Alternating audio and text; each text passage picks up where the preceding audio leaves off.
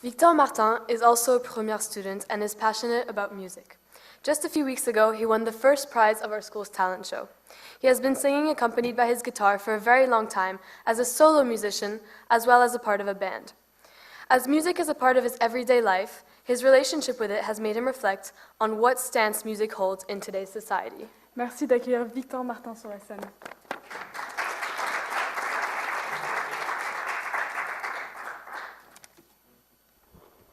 Hello.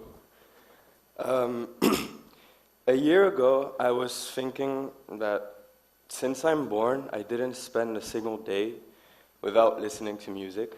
Like, I listen to music when I'm on the bus. I listen to music when I'm walking. I can't fall asleep without listening to music, and it drives my day. And so, being an individual in a society, in a certain civilization, I thought about the place that we give to music in our Western society. And so I did some research and I asked some people about it, and basically what came back most often was that music is a time killer. And that's a shame, because when you see that people just start listening to music now when they're alone, when they're not talking to people, they just put on headphones, they look down, they don't pay attention to what's happening around, and they don't pay attention to the music even in a way. And when you know that a song is the part of someone's life, like he may have spent weeks or months or sometimes years to create this song that you're listening to, and you don't even pay attention to it, or you just delete it whenever you feel that you've listened enough.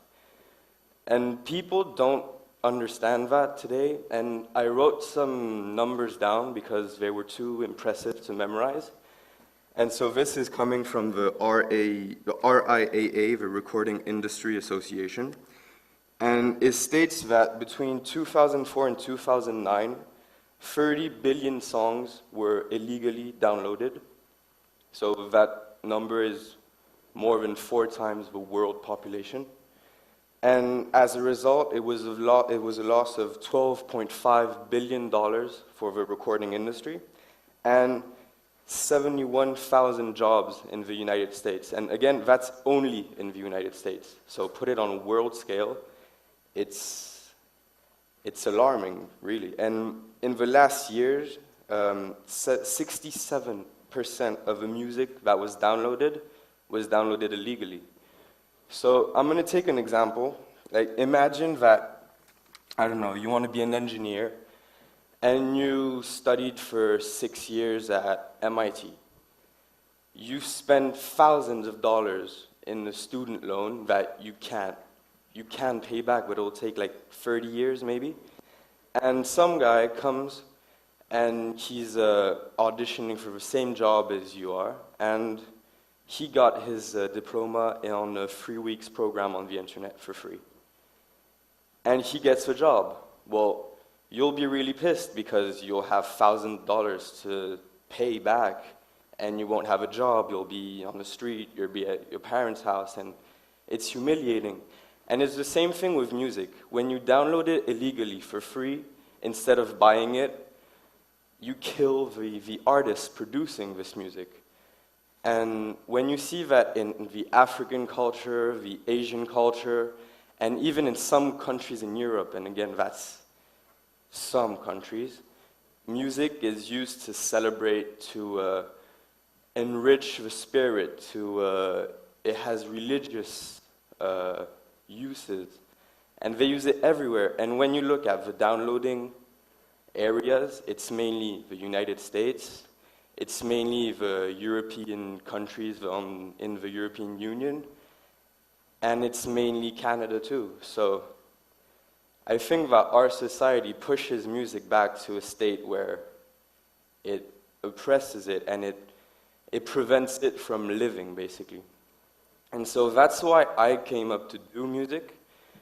It's a funny path, because at first I auditioned to play guitar in the band, and the guy was like, no, stop playing, like, you play well, but you're mainly a singer. and so I'm going to take you to be a singer, and I'm going to form you to be a singer. And that was like 4 years ago or 3 years ago in Hong Kong. Then I moved here, and I went to a school about vocal workout, and it allowed me to open up, and it brought me techniques that I didn't know were used in music, and I didn't know that music or in singing was such a complicated art.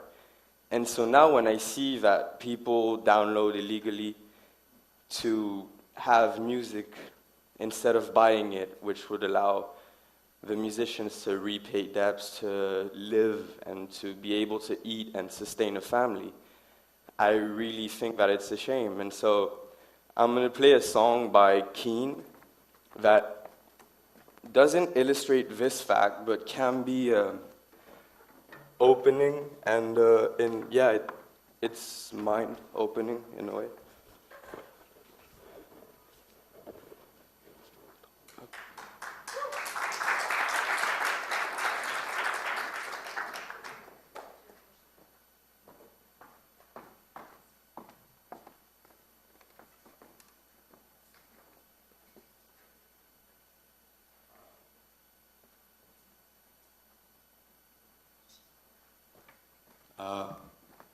Okay.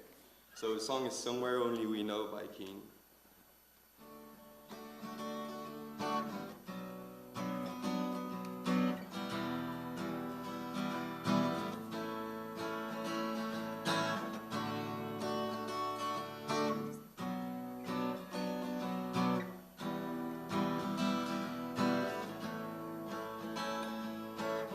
I walked across an empty land. I knew a pathway like the back of my hand. I felt the earth beneath my feet. Sat by the river and it made me complete. Oh, simple things, where have you gone? I'm getting old and I need something to rely on. So tell me when you're gonna let me in. I'm getting tired, I need somewhere to begin. I came across a fallen almond tree. Felt like the branches of it looking at me. Is this a place we used to love? Is this a place that I've been dreaming of? Oh, simple things, where have you gone? I'm getting old and I need something to rely on. So tell me when you're gonna let me in. I'm getting old and I need somewhere to begin. And if you have a minute, why don't we go talk about it somewhere only we know? This could be the end of everything, so why don't we go somewhere only we know? Somewhere only we know. And simple things, where have you gone? I'm getting old and I need something to rely on. So tell me when you're gonna let me in. I'm getting tired, I need somewhere to begin. I said, oh, simple things, where have you gone? I'm getting old and I need somewhere to rely on. So tell me when you're gonna let me in. I'm getting old and I need somewhere to be.